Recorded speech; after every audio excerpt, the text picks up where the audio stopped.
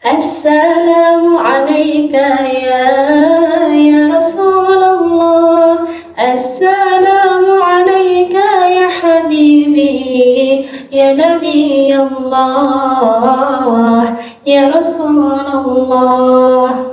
Assalamualaikum warahmatullahi wabarakatuh.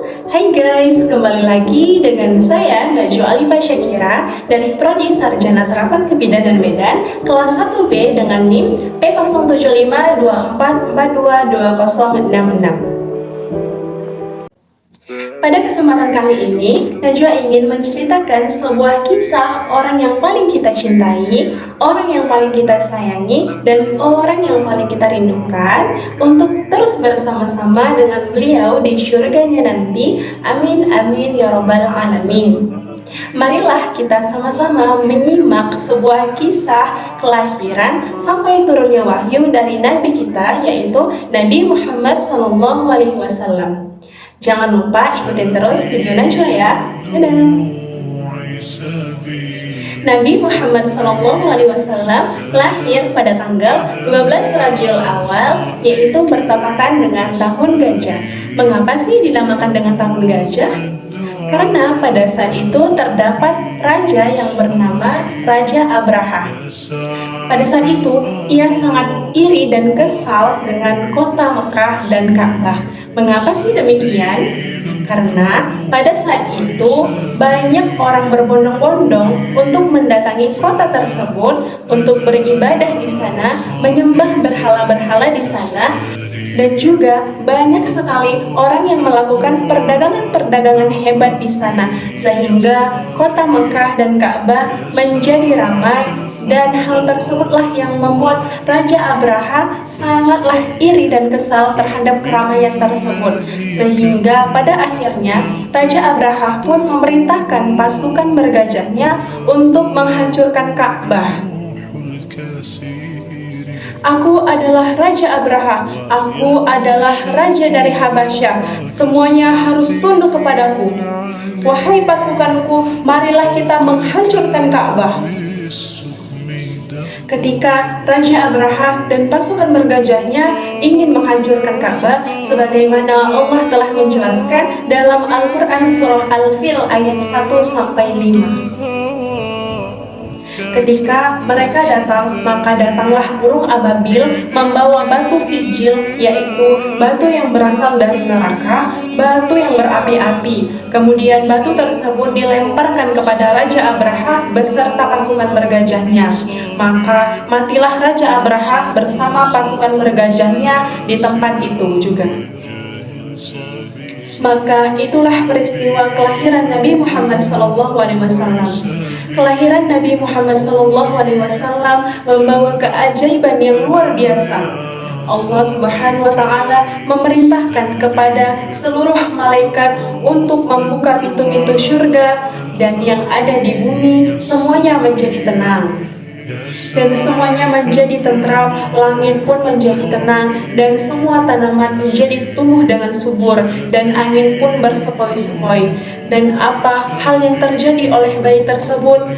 Dari bayi tersebut keluar cahaya yang sangat terang menerangi seluruh kota tersebut.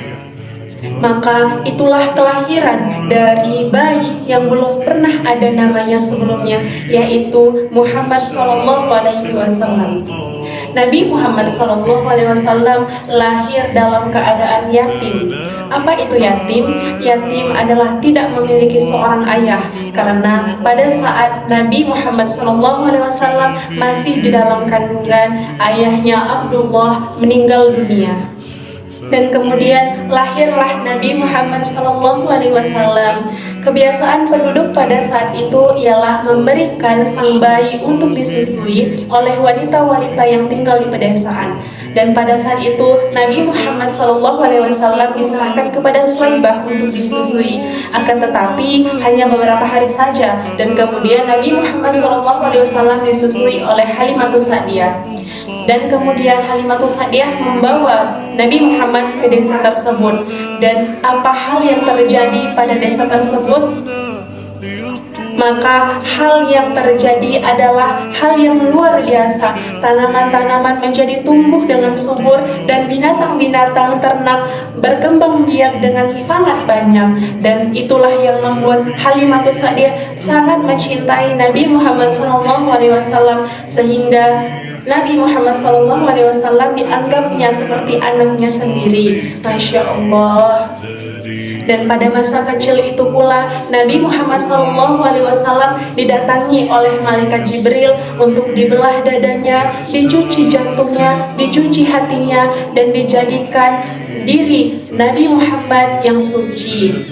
Maka pada saat itu Nabi Muhammad SAW tinggal bersama ibunya selama 6 tahun, yaitu bersama Siti Aminah. Namun setelah itu sang ibu Siti Aminah meninggal dunia, dan kemudian Nabi Muhammad diserahkan kepada kakeknya, yaitu Abdul Muthalib.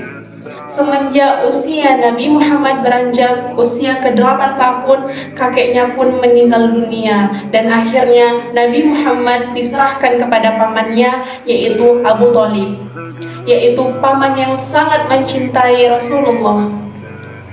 Di bawah asuhan pamannya inilah Nabi Muhammad belajar bagaimana caranya mengembala, bagaimana caranya berdagang, dan pada saat itu tumbuhlah Nabi Muhammad menjadi remaja, kemudian menjadi dewasa, dan Nabi Muhammad diberi gelar Al-Amin, yaitu yang dipercaya, karena pada perkataannya, setiap perkataannya membawa hikmah dan juga kejujuran. Dan kemudian pada usia 25 tahun Nabi Muhammad berdagang ke negeri Syam dengan ditemani oleh teman seperjalanannya, yaitu Maisarah.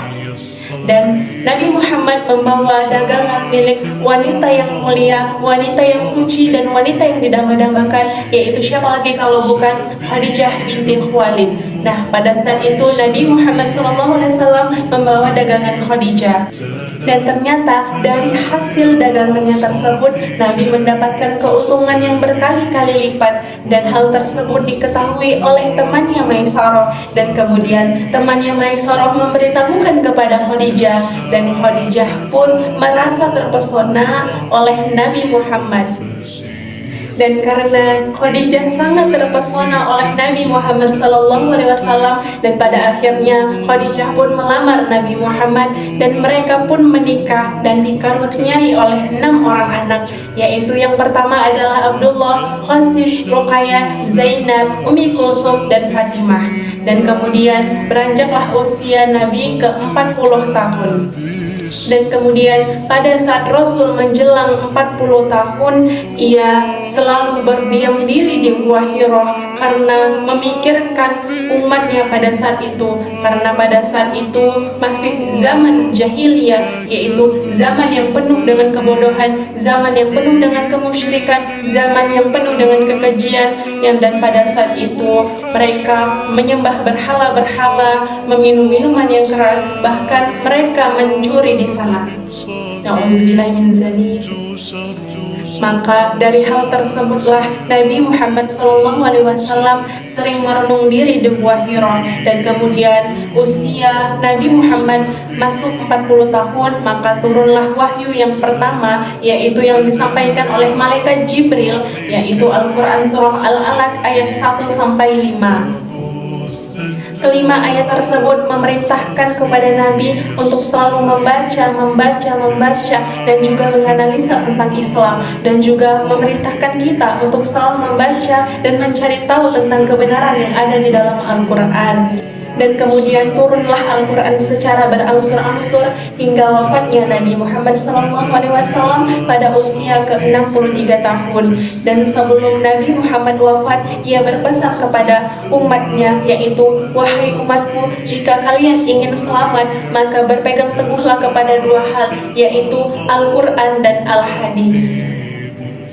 Semoga kisah singkat tentang kelahiran Nabi Muhammad SAW sampai turunnya wahyu ini menjadi pembelajaran untuk kita semuanya, sehingga kita dapat menjadi hamba Allah yang taat dan menjadi hamba Allah yang mulia di dunia maupun di akhirat. Amin, amin, ya rabbal alamin.